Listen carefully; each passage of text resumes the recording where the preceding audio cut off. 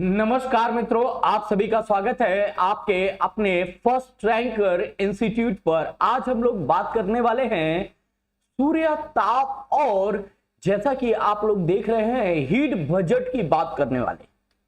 इसी क्रम में चीजों को बहुत अच्छे से समझने का भी प्रयास रहेगा। नमस्कार मित्रों, आप सभी का स्वागत और एक एक पॉइंट को हम लोग बारीकी से समझेंगे। तो आज का टॉपिक है आप लोगों का सूर्य ताप। सूर्य ताप एवं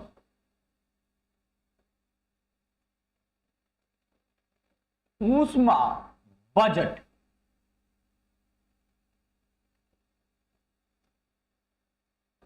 इस टॉपिक पर आज हम लोग बेहतर तरीके से चर्चा करेंगे और चीजों को समझने का भी प्रयास करेंगे कि कैसे आप लोगों के प्रश्न आते हैं और उस आधार पर यदि आप लोग देखेंगे तो उसी तरह से आप लोगों को तैयारी भी यहां पर करनी। चलिए स्टार्ट करते हैं। सबसे पहले हम लोगों ने अभी तक की क्लास में जो चीजें पढ़ी हैं वहीं से शुरू करते हैं। आप लोगों ने ये पढ़ा है कि सूर्य है और पृथ्वी है। ये आपका सूर्य है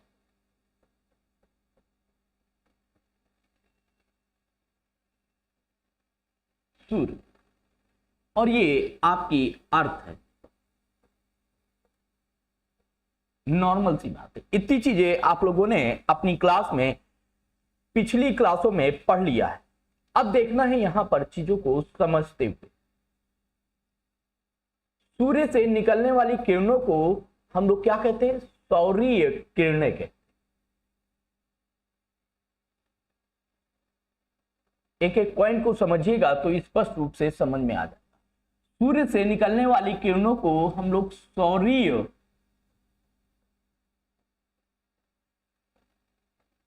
विकिरण कहते हैं। सभी लोगों को ये चीजें स्पष्ट रूप से पता है कि सूर्य से निकलने वाली किरणें जो होंगी वो सौरीय विकिरण होंगी और पृथ्वी से निकलने वाली किरणों को हम लोग क्या कहते हैं? भौमिक विकिरण कहते हैं। क्या कहते हैं? भौमिक विकिरण। अब यहीं से पूरा गेम चलता है। भौमिक विकिरण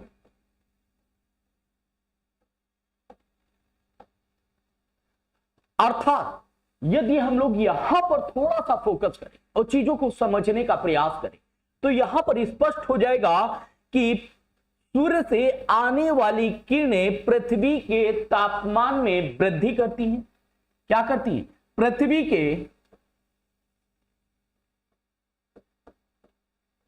के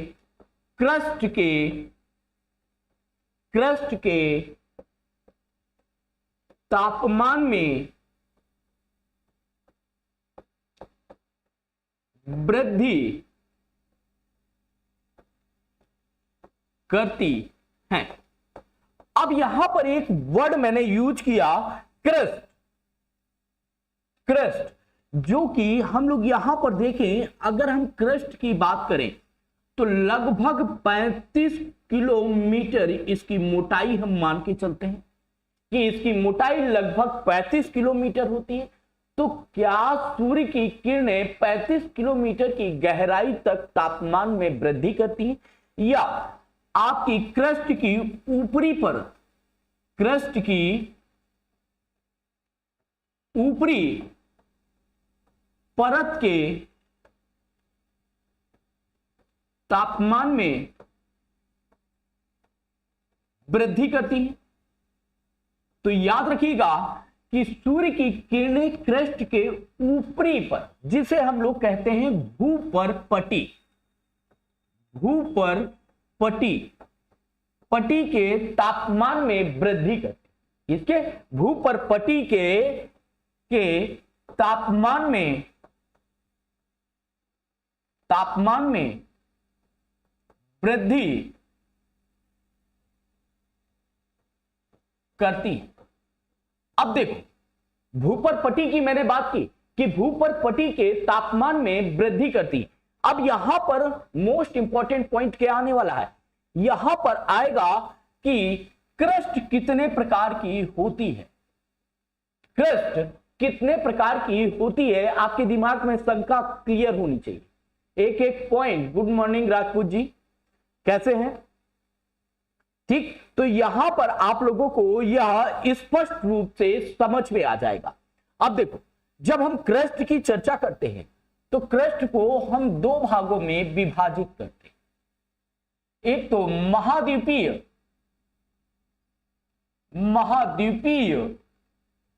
भाग और दूसरा महासागरीय भाग। सागरीय भाग, दो भागों में हम लोग क्रस्ट को विभाजित। तो जो तत्काल रूप से तुरंत गर्म होने वाला भाग है वो कौन सा है? महाद्वीपीय भाग। सौरीय विकिरण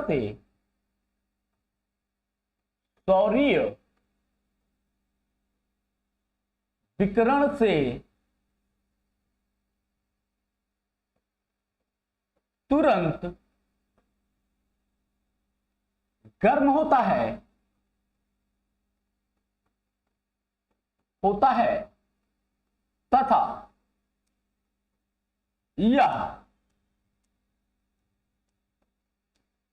तुरंत ठंडा भी होता है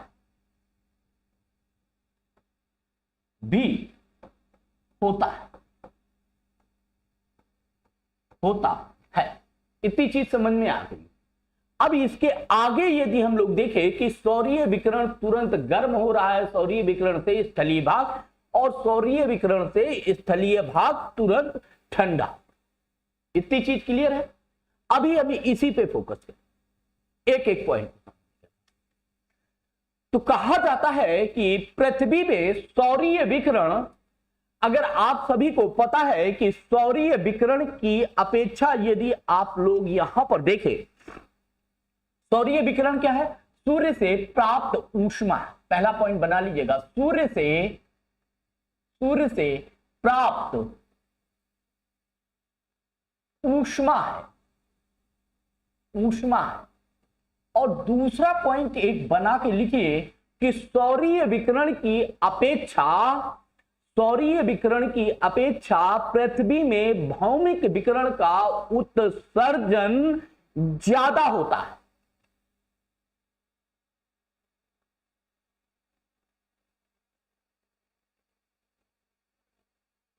ठीक, अब देखो इसको भी हम लोग समझेंगे। लिखो, पहले पॉइंट बनाओ। सौरीय विकिरण की अपेक्षा पृथ्वी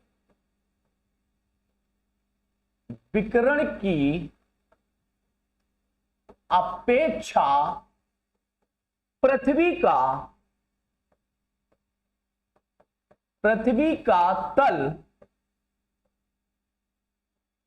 भौमिक विकिरण से ज्यादा गर्म होता है। पहला। अब अभी तक मैंने कहा कि सूर्य से जो ऊष्मा प्राप्त होती है उससे पृथ्वी के इस तल का, धरातल का या भूपर्पटी के ताप में वृद्धि होती है। और आप लोगों ने भी अभी तक यही पढ़ा था कि भौमिक विकिरण से पृथ्वी के तापमान में कमी आती है। ठीक, और सौरीय विकिरण से पृथ्वी के तापमान में वृद्धि होती है। लेकिन मैंने कहा कि सौरीय विकिरण की अपेक्षा भौमिक विकिरण से पृथ्वी के तापमान में ज्यादा वृद्धि होती है। ठीक, अगर कॉमन सी एक डिफिनीशन को जो हम लोग अभी तक देखते आए हैं उसको यदि हम लोग समझने का यहां पर प्रयास करें तो नॉर्मल सी बात है, हम एक चीज जानते हैं, ये सभी लोग जो अभी तक की क्लास में हम लोगों ने डिस्कस किया है उसी चीज को मैं आगे बढ़ाता हूं पहले, फिर इसके बाद हम लोग इस पर डिस्कस करेंगे। अभी तक की क्लास में हम लोगों ने क्या देखा था कि साहब यार भौमिक सौरीय विकिरण से पृथ्वी के तापमान में कमी आती वृद्धि होती है और भौमिक विकिरण से पृथ्वी के तापमान में वृद्धि होती है। सूर्य, यही पढ़े थे हम लोग। अब देखो यहां पर समझने वाली बात, यहां से सौरीय विकिरण,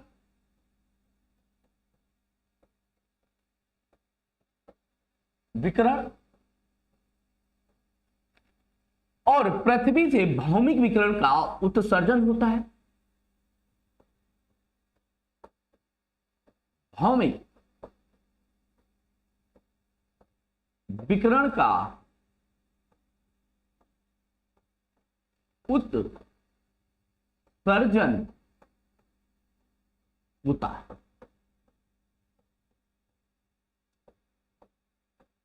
इतनी चीज, इससे पृथ्वी के, अभी तक हम लोगों ने बात की थी, इससे पृथ्वी के तापमान में वृद्धि होती है। सौरीय विकिरण से पृथ्वी के तापमान में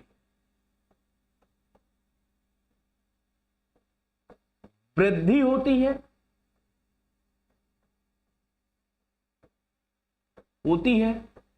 और भौमिक विकिरण से पृथ्वी के तापमान में कमी आती है।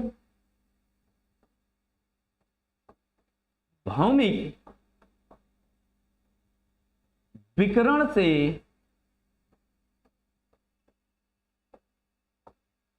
पृथ्वी के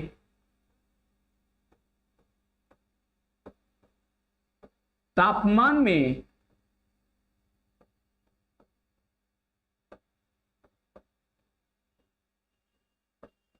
कमी आती है। ये चीजें आप लोगों ने अभी तक की क्लास में जो मैंने सिखाया था, पढ़ाया था, समझाया था, वो ये चीजें। लेकिन आज मैंने ये बात बोली कि सौरीय विकिरण की अपेक्षा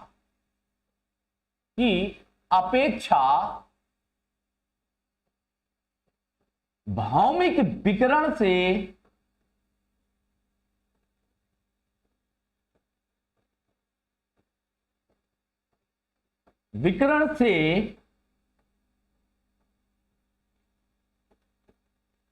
पृथ्वी के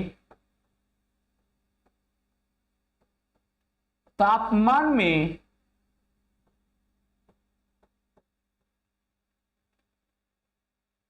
वृद्धि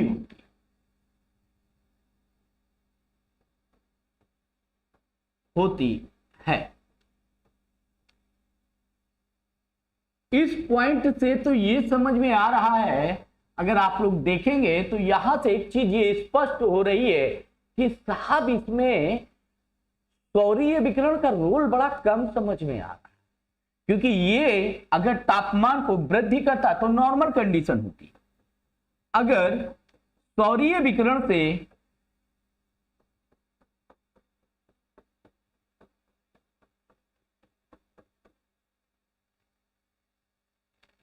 अब देखो यहां पर यदि सौरीय विकिरण से तापमान में वृद्धि होती उसे सामान्य प्रक्रिया कहा जाता है।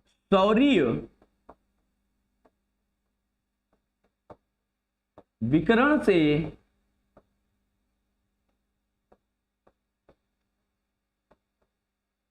तापमान में यदि वृद्धि हो तो वह सामान्य प्रक्रिया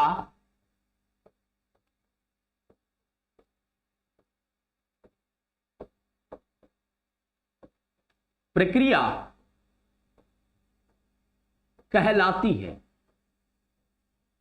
और भौमिक विकिरण से यदि, यहीं पर पॉइंट बनाइएगा, यदि भौमिक विकिरण से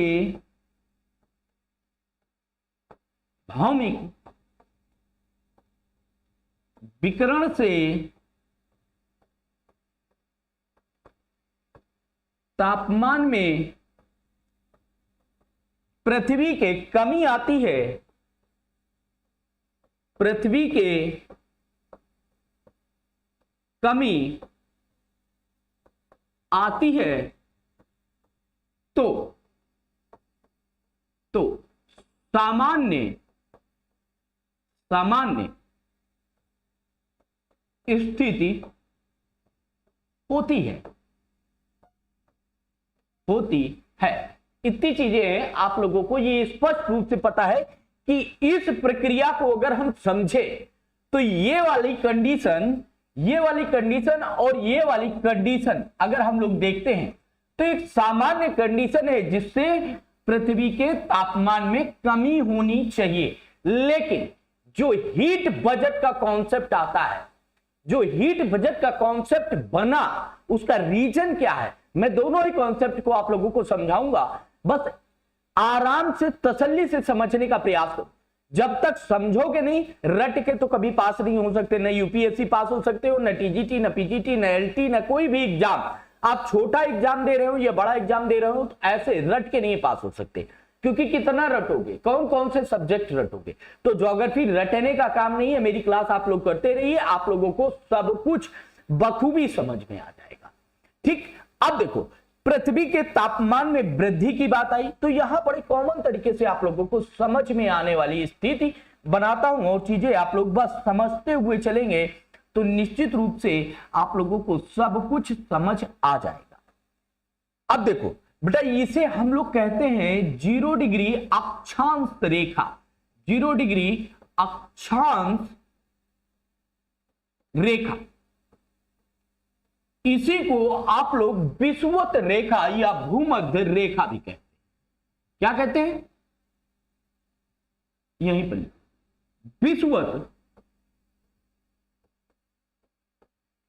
विषुवत रेखा या भूमध्य रेखा या इक्वेटर, बहुत से नाम है इसके, या इक्वेटर, इसे आप लोग इतने नामों से जानते हैं। अब देखो, समझो इसे। अब समझने वाली बात है कि यहां पर सूर्य इसके लंबवत है। क्या है? अगर यहां पर आप लोग देखेंगे तो आपका सूर्य विषुवत रेखा पर लंबवत चमकता है। अब बस समझते चलो क्या हो रहा है। यहां पर कंडीशन क्या निर्मित हो रही है? विषुवत रेखा पर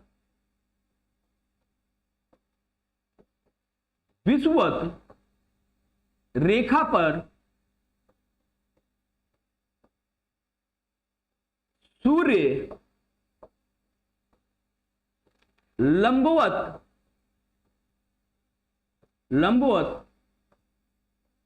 चमकता है। सपोज दैट सूर्य आप है, विषुवत रेखा आपकी गर्लफ्रेंड है, तो एकदम फोकस्ड रहते हो आप किस पे? अपनी गर्लफ्रेंड के, अपने बॉयफ्रेंड के प्रति। अरे इसने मेरी सहेली से कैसे बात कर लिया है, इसने मेरे दोस्त से कैसे बात कर लिया, कहीं ऐसा तो नहीं है इसकी उसकी सेटिंग हो जाए। अब देखो, जब सेटिंग का मामला बनता है तभी सारे बवाल बनता है। स्टोरी में ट्विस्ट कब आता है? जब पूरी कहानी इधर उधर विचलित होने की स्थिति उत्पन्न कर देती है, तो यहां पर यह स्थिति बन जाती है। सूर्य लंबवत है, इसका मतलब है कि कॉमन तरीके से अगर मैं बात करूं तो नंबर 1, यहां पर विषुवत रेखा पर सूर्य का ताप सर्वाधिक होगा। विषुवत रेखा पर पॉइंट बनाइए, विषुवत रेखा पर सूर्य ताप ज्यादा होगा,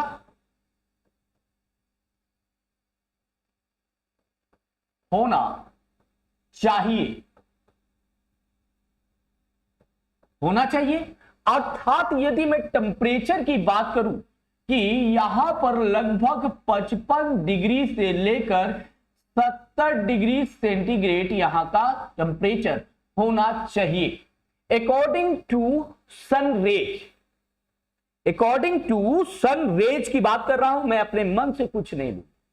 ठीक, यहां पर टेम्परेचर कितना हो जाना चाहिए था? 55 से 75 डिग्री सेंटीग्रेड तापमान यहां पर आपका होना चाहिए था। ठीक, लेकिन कंडीशन क्या है कि यह कंडीशन फॉलो नहीं। ये कंडीशन फॉलो नहीं हो रही। इसका मतलब क्या हो रहा? इसका मतलब है कि विषुवत रेखा पर सूर्य लंबवत तो चमक रहा है, लेकिन ऊष्मा की मात्रा ज्यादा नहीं प्रदान कर पाता है। पॉइंट बनाइए, इसका मतलब स्पष्ट है कि सूर्य विषुवत रेखा पर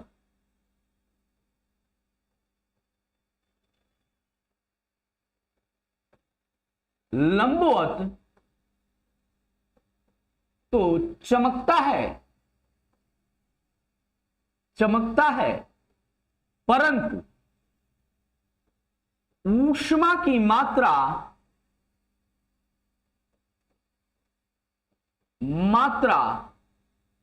ज्यादा नहीं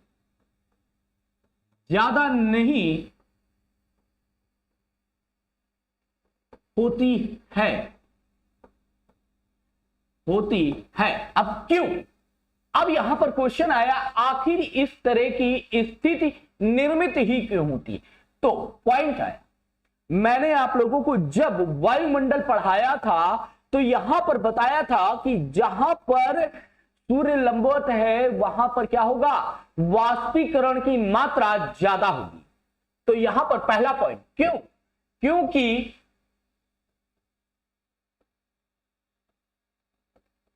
क्योंकि सौरीय विकिरण से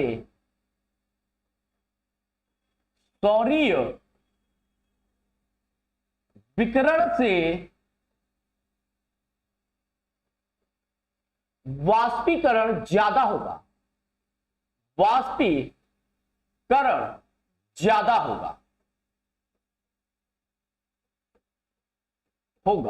अब जब वाष्पीकरण ज्यादा, तो इसका मतलब है कि यहां पर संघनन भी ज्यादा, और जब वाष्पीकरण ज्यादा, संघनन ज्यादा, तो वर्षा भी ज्यादा होगी। क्या हो जाएगा? वर्षा भी ज्यादा होगी। और एक पॉइंट मैंने बताया था कि जहां पर वर्षा ज्यादा होती है वहां पर जलवाष्प की मात्रा ज्यादा पाई जाती। क्या पाई जाती? जलवाष्प की मात्रा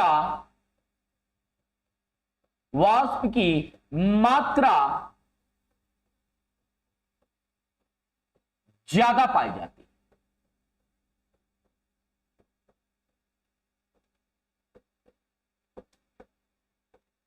है।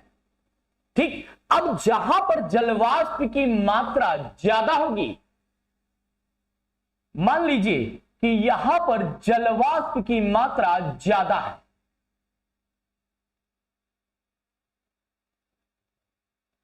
यहां पर जलवाष्प की मात्रा ज्यादा है, तो सौरीय विकिरण यहां से टकराएंगी और पुनः परावर्तित हो जाए। लेकिन ये जलवाष्प की मात्रा कुछ मात्रा में सौरीय विकिरण की ऊर्जा को ग्रहण कर लेती है। सेम चीज, भौमिक विकिरण निकलेगी पृथ्वी से और इससे टकराकर पुनः धरातल पर आ जाएगी। जब यह निकली तो ऊर्जा लेकर निकलती है, और यहां पर जब ये टकराएगी जलवाष्प के कणों से, तो ये ऊर्जा कुछ अवशोषित कर लेगा, और जब ये भौमिक विकिरण परावर्तित होती, कौन सी? भौमिक विकिरण जलवाष्प से टकराकर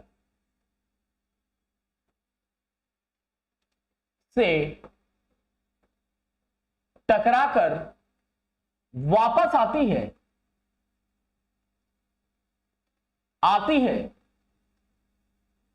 तो इसमें ऊष्मा की मात्रा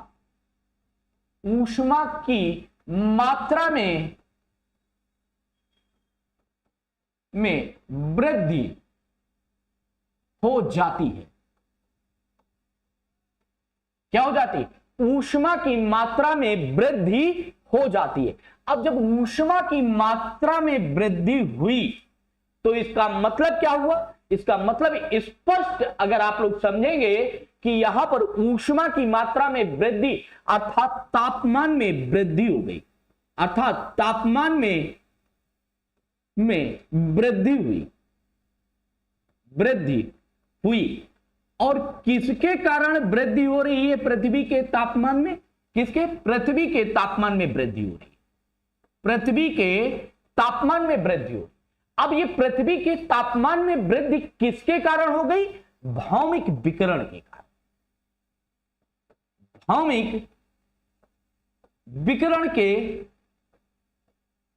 के कारण। क्लियर? और हमारी पृथ्वी की यदि बात करें तो हमारी पृथ्वी में क्या क्या चीजें पाई जाती हैं, सभी लोग बताएं। अगर आप लोग क्लास रेगुलर कर रहे हैं तो आप लोगों को स्पष्ट हो जाएगा कि हमारी पृथ्वी में क्या क्या चीजें पाई जाती हैं। अगर मैं कहूं ये हमारी अर्थ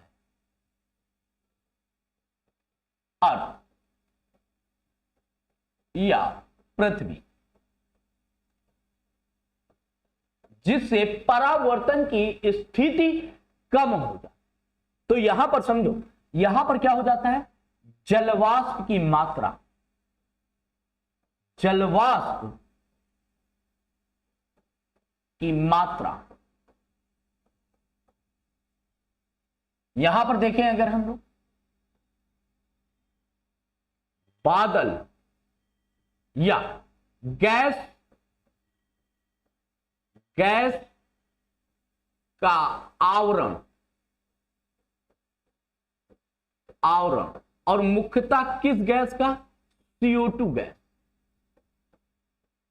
CO2 गैस, जलवाष्प हो गई, CO2 गैस हो गई। तीसरे की यदि हम लोग बात करें तो पृथ्वी में क्या पाया जाता है? पृथ्वी में धूल कण पाए जाते हैं, धूल कण। ठीक, ये क्या कर देते हैं? ये सभी, ये गैस की बात करेंगे तो गैस क्या करेगी? यहां तक पृथ्वी के आंतरिक भाग में सौरीय विकिरण को तो आने देती है, लेकिन भौमिक विकिरण को जाने नहीं देती है।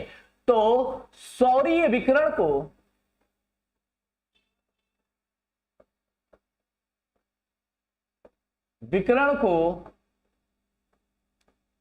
परावर्तित कर देती है। कौन कौन परावर्तित कर देती है? जलवाष्प, धूलकण। और ये क्या करती? सौरीय विकिरण को प्रवेश तो करने देती है, लेकिन भौमिक विकिरण को बाहर नहीं जाने देती, जिससे क्या हो जाता है? पृथ्वी के तापमान में वृद्धि होती। क्या हो रहा? यहां से दोनों ही, इन तीनों कंडीशन में क्या हो रहा है? पृथ्वी के तापमान में वृद्धि, क्योंकि जब इससे धूल कणों से टकराएगा तो सौरीय विकिरण पृथ्वी के अंदर नहीं प्रवेश कर पाएगा, लेकिन भौमिक विकिरण भी बाहर नहीं निकलने पाएगी। इससे होगा तो निश्चित रूप से जलवाष्प से टकराएगी आपकी सौरीय विकिरण, तो यह सौरीय विकिरण को पृथ्वी तक नहीं आने देता है और पृथ्वी के ताप को बाहर नहीं जाने देता है, जिसके कारण वर्षा काल हो या शीतकाल हो या ग्रीष्म काल हो, वर्षा काल, शीतकाल, ग्रीष्म काल, इन तीनों स्थितियों की अगर हम लोग बात करें तो आप लोगों को अत्यधिक गर्मी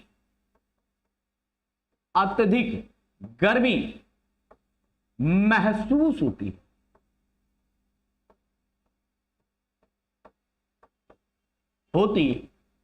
है। स्थिति सामान्य है। इन तीनों घटनाओं को जो आपने वहां पर पढ़ा हुआ था वो यहां पर यदि समझेंगे तो निश्चित रूप से एक एक पॉइंट क्लियर हो जाएगी। और अगर हम सामान्य स्थिति की बात करें तो क्या होगा? तो सामान्य स्थिति को भी समझने का प्रयास कर लेते हैं। हमारी पृथ्वी कुछ इस तरह से आप लोगों को दिखाई देती है, कुछ दीर्घवृत्तीय रूप में।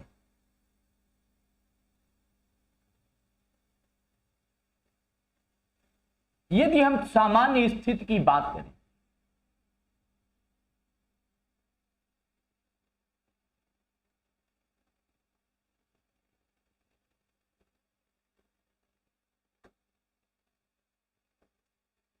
ये हमारे नॉर्थ पोल है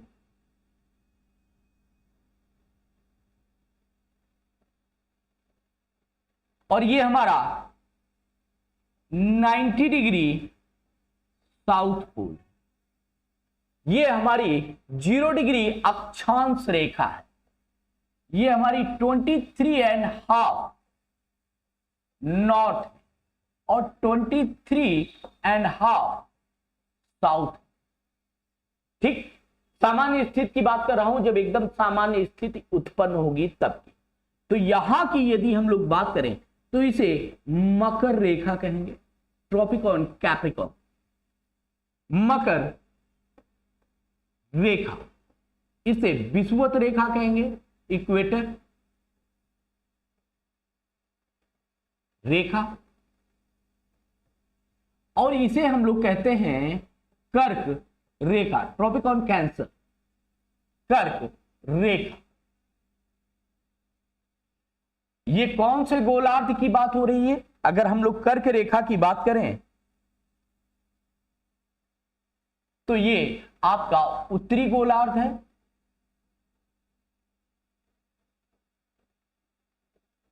गोलार्ध।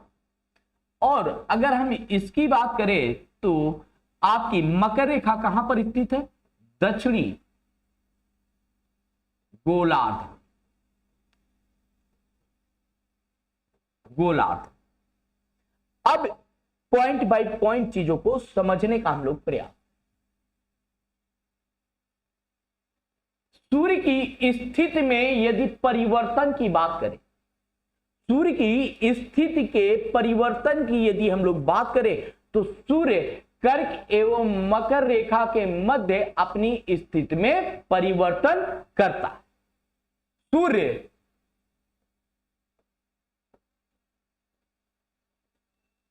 कर्क रेखा एवं मकर रेखा के मध्य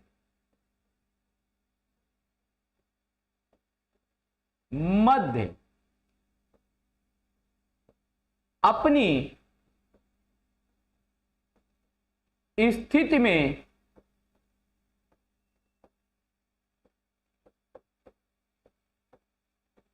परिवर्तन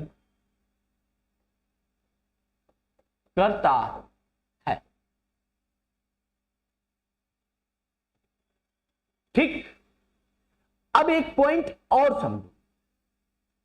दक्षिणी गोलार्ध में लगभग 40 डिग्री अक्षांश या 50 डिग्री अक्षांश के बाद आपका क्या नहीं है, यहां पर स्थलीय भाग नहीं पाया जाता।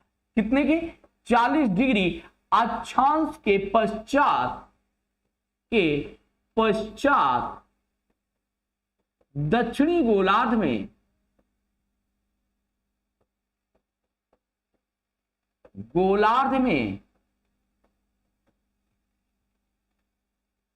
स्थलीय भाग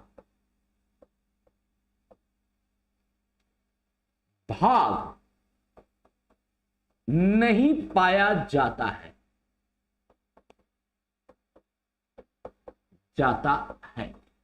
एक उत्तरी गोलार्ध की यदि हम बात करेंगे तो 90 डिग्री तक स्थलीय भाग पाया जाता है। यहां पर स्थलीय भाग 90 डिग्री अक्षांश रेखा तक पाया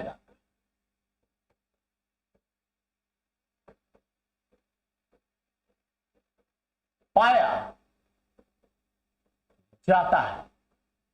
यदि भौमिक विकिरण के उत्सर्जन की बात की जाए कि भौमिक विकिरण का उत्सर्जन सर्वाधिक कहां पर होगा,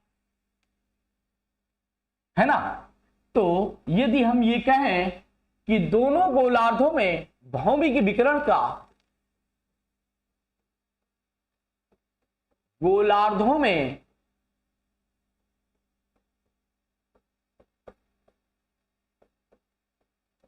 भौमिक विकिरण का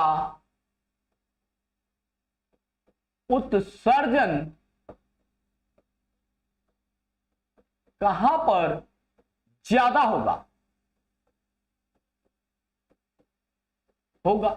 तो कॉमन सी बात है, स्थलीय भाग जिस क्षेत्र में ज्यादा होगा वहां पर भौमिक विकिरण का उत्सर्जन भी ज्यादा होगा। इसका मतलब है कि उत्तरी गोलार्ध में भौमिक विकिरण का उत्सर्जन ज्यादा पाया जाएगा। तो यहां पर क्या आ जाएगा, उत्तरी गोलार्ध में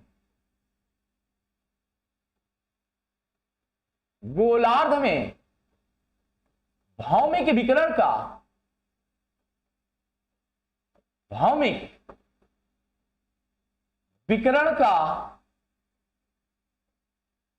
उत्सर्जन ज्यादा पाया जाएगा।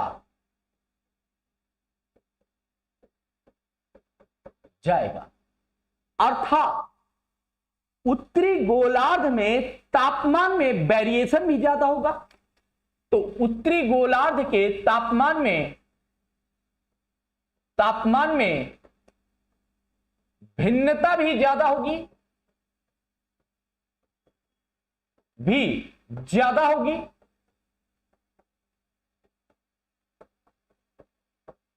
भाई जब भौमिक विकिरण का उत्सर्जन ज्यादा यहां पर हो रहा है तो यहां पर टेम्परेचर में भी भिन्नता आप लोगों को देखने को मिलेगी।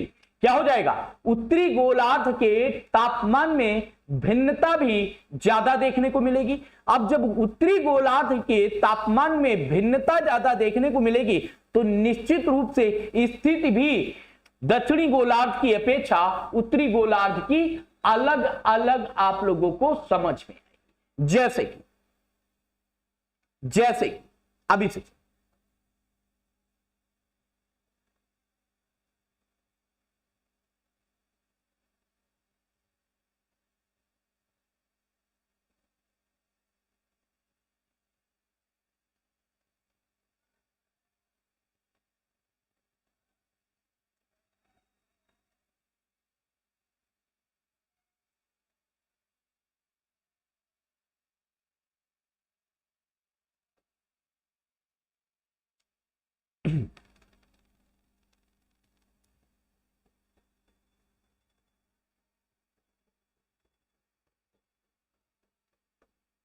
विषुवत रेखा, इसे हम विषुवत रेखा कहते हैं और ये विषुवतीय क्षेत्र कहलाता है।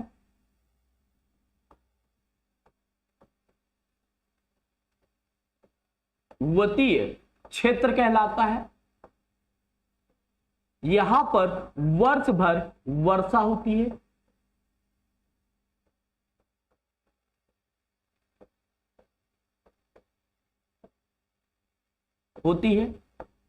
ये आपका नेक्स्ट उष्ण कटिबंधीय क्षेत्र।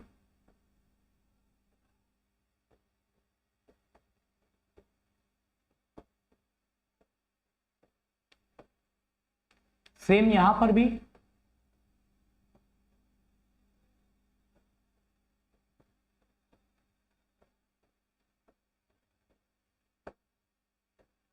उपोष्ण, शीतोष्ण, शीत और ये नॉर्थ पोल है तो ध्रुवीय क्षेत्र। ध्रुवीय क्षेत्र, इतनी चीजों को समझने का प्रयास। इतने कटिबंध पाए जाते हैं। सेम दोनों ही गोलार्धों में ये सारे कटिबंध पाए जाते हैं। अगर हम ये कहें कि यहां पर सूर्य लंबवत चमक रहा है इसलिए यहां पर ऊष्मा ज्यादा, तो तीनों डाउट यहां पर ऊष्मा ज्यादा प्राप्त होगी। ऊष्मा ज्यादा प्राप्त होती है इसलिए वाष्पीकरण ज्यादा होता है। वाष्पीकरण ज्यादा होगा जहां पर भी, वहां पर वर्षा भी ज्यादा होगी और अत्यधिक वाष्पीकरण के कारण यहां पर अत्यधिक वर्षा होती है। अत्यधिक वर्षा के कारण विषुवत रेखा का तापमान सदैव एक समान बना रहता है। क्या रहता है, यहां पर जलवाष्प की मात्रा ज्यादा रहेगी, जिसके कारण आपकी सौरीय विकिरण धरातल तक प्रवेश नहीं कर पाती हैं और विषुवत रेखा के तापमान में वृद्धि नहीं करती हैं। लेकिन भौमिक विकिरण के कारण यहां का टेम्परेचर लगभग 45 से 50 डिग्री सेंटीग्रेड बना रहता है। कितना, लगभग 45 से 50 डिग्री सेंटीग्रेड यहां पर टेम्परेचर बना रहता है। अगर हम देखें कि इस क्षेत्र पर भौमिक विकिरण सौरीय विकिरण प्रवेश नहीं कर पाती है, इसके बावजूद भी यहां पर टेम्परेचर है, इसका मतलब है तापमान को कौन बना के रखा है, पृथ्वी के तापमान को निश्चित रूप से भौमिक विकिरण ने पृथ्वी के तापमान में वृद्धि करके यहां पर रखा हुआ। उष्णकटिबंधीय अर्थात अगर हम इसे देखें तो 23.5 degree and half, 23.5 degree and half, 23.5 degree and half south, अर्थात कर्क रेखा और मकर रेखा की हम लोग यहां पर बात करेंगे। कर्क रेखा एवं मकर रेखा, इन दोनों की हम लोग यहां पर चर्चा करते हैं। कर्क रेखा और मकर रेखा की जब हम लोग यहां पर चर्चा करेंगे तो आप लोगों को स्पष्ट हो जाएगा कि यहां पर इन दोनों के मध्य सूर्य क्या करता है, भ्रमण करता है। क्या कर रहा है, सूर्य अपनी स्थिति में परिवर्तन करता है। अर्थात 6 महीना सूर्य उत्तरायण होगा और 6 महीना सूर्य दक्षिणायन होगा।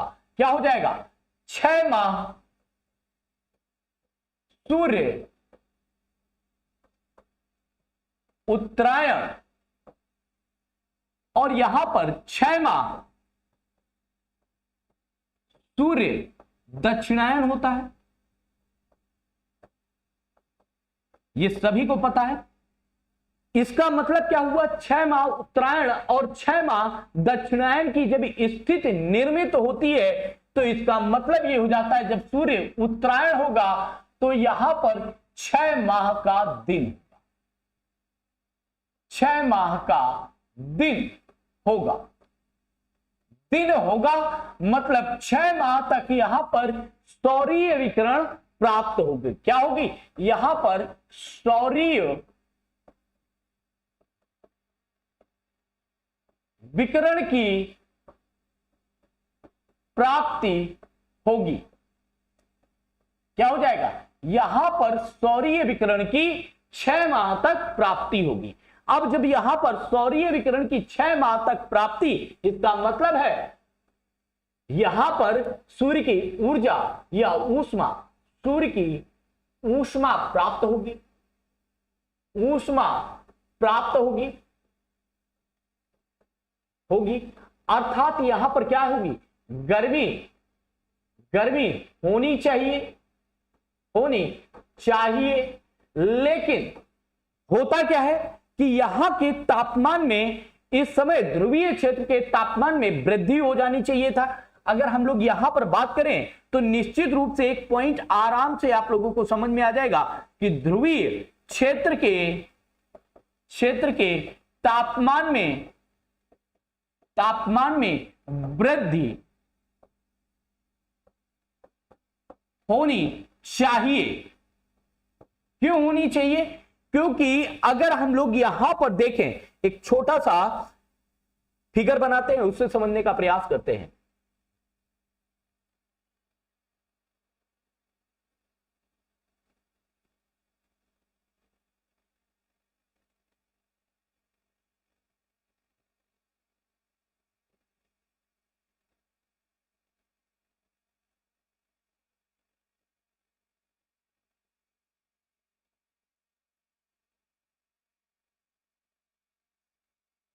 देखो ये नॉर्थ पोल है ना, ये क्या हो गया, नॉर्थ पोल है 90 डिग्री और सूर्य की है उत्तरायण। क्या है, सूर्य की दिशा, सूर्य वर्तमान में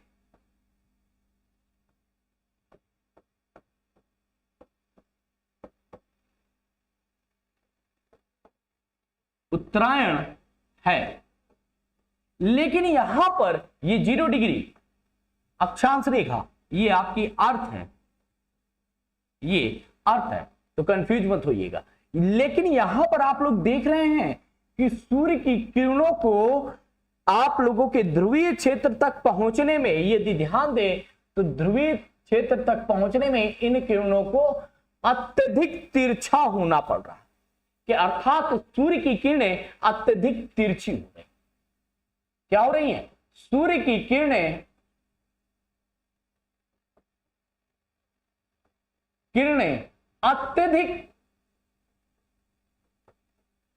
अत्यधिक तिरछी हो रही, अर्थात अत्यधिक दूरी को तय कर रही हैं, अत्यधिक दूरी को तय कर रही हैं। और जब ये कोई भी इवन आप अपनी लाइफ से जोड़ के देखिए, अपने आप से जोड़ के देखिए, जब आप 200-400 किलोमीटर की दूरी तय करके आते हैं तो उसके बाद ये होता है कि यार अब ऊर्जा क्या हो चुकी है, शारीरिक ऊर्जा उसका ह्रास हो चुका है, वो एकदम खत्म है, ताकत शक्ति हम लोगों के अंदर एकदम खत्म है। यहां पर क्या हो जाएगा? यहां पर ऊर्जा का ह्रास होगा, मतलब ऊर्जा खत्म होने की स्थिति में होगी, अर्थात इसमें तापमान की मात्रा कम होगी। पहला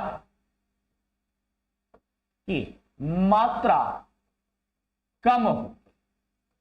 दूसरा, यहां पर क्या रहता है? यहां पर अगर आप देखेंगे तो सदैव बर्फ जमी रहती है। क्या रहती है? सदैव बर्फ जमी रहती है। क्लियर? यहां पर ध्रुवीय क्षेत्रों पर आप लोग देखेंगे तो ध्रुवीय क्षेत्रों पर सदैव बर्फ जमी रहती है। अब जब ध्रुवीय क्षेत्रों में सदैव बर्फ जमी रहती है तो इसका पॉइंट क्या हो गया? इसका पॉइंट ये स्पष्ट हो गया कि जब सूर्य का प्रकाश बर्फ पर पड़ता है तो वह पूर्ण परावर्तित हो जाता है। जब सूर्य का प्रकाश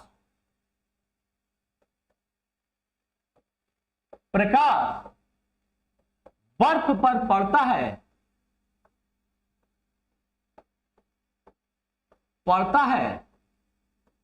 तो पूर्ण परावर्तन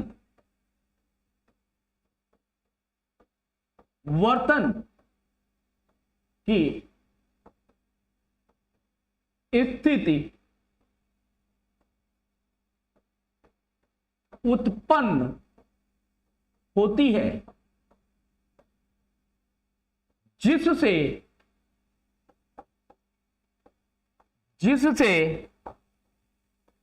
बर्फ के तापमान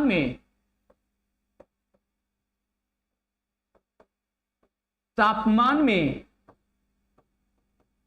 वृद्धि नहीं हो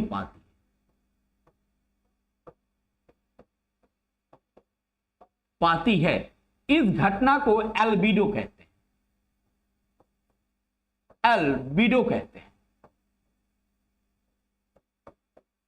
क्लियर? इस घटना को क्या कहेंगे? एल्बिडो कहेंगे। इसका मतलब है कि ये पूर्ण परावर्तन कर दी। जब पूर्ण परावर्तन कर दी तो यहां के टेम्परेचर में वृद्धि नहीं होने पाई, लेकिन भौमिक विकिरण के कारण वर्तमान में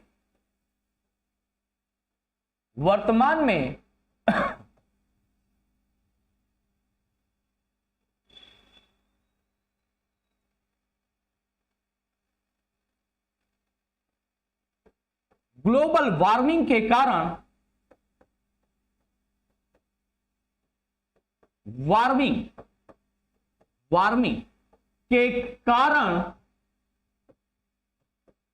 कारण पृथ्वी के तापमान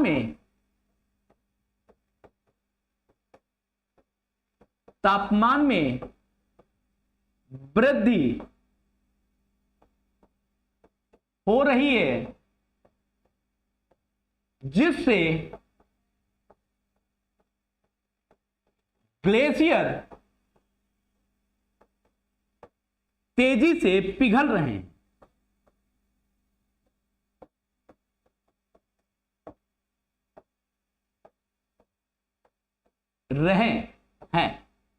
अब यहां पर प्रश्न आ जाएगा आप लोगों के मन में, ग्लोबल वार्मिंग क्या है?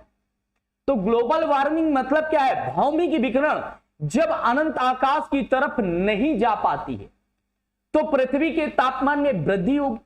तो पृथ्वी के तापमान में जो वृद्धि हो रही है वही तो ग्लोबल वार्मिंग है, वही तो ग्लोबल वार्मिंग है। अर्थात पृथ्वी के तापमान में वृद्धि, जैसे सौरीय विकिरण आई और भौमिक विकिरण आई, ये पृथ्वी के तापमान को क्या कर रही हैं? नियंत्रित करती हैं। ये नियंत्रण की प्रक्रिया है पृथ्वी में सौरीय विकिरण और भौमिक विकिरण के निकलने की जो स्थिति उत्पन्न होती है, ये क्या है? ये आप लोगों के पृथ्वी के तापमान को नियंत्रित करने की प्रक्रिया है। लेकिन बिन मौसम बरसात और वायुमंडल में CO2 का अत्यधिक होना, उससे क्या हो जा रहा है? CO2 से पृथ्वी के तापमान में वृद्धि हो रही है, उसके कारण ग्लोबल वार्मिंग जैसी स्थिति निर्मित होती है। और यह निर्मित होगी तो निश्चित रूप से पृथ्वी का टेम्परेचर बढ़ेगा, और जब पृथ्वी का टेम्परेचर बढ़ेगा तो ये ग्लेशियर्स जो 90 डिग्री पर स्थित है दोनों ही गोलार्धों में, चाहे उत्तरी गोलार्ध की बात कर लें चाहे दक्षिणी गोलार्ध की, तो ग्लेशियर पिघलेंगे। और जब ग्लेशियर पिघलेंगे तो निश्चित रूप से समुद्र के जल स्तर में वृद्धि होगी, और जो समुद्र के किनारे बसे हुए देश हैं, चाहे वो लक्ष्य आप लोगों का मालदीव हो, चाहे वो थाईलैंड हो, चाहे जावा हो, चाहे सुमात्रा हो, चाहे लाओस हो, चाहे कंबोडिया हो, इवन म्यांमार भी हो और भारत भी हो, तो यहां पर भारत का भी कोस्टल एरिया बहुत लंबा समुद्री तट से लग रहा है। निश्चित रूप से चाहे फिलीपींस हो, चाहे आप लोगों का जापान हो, चाहे दक्षिणी चीन सागर का जो विवाद, जो छोटे छोटे आइलैंड्स हैं, जो प्रवाल आइलैंड्स बन गए हैं, वो भी धीरे धीरे क्या हो जाएंगे?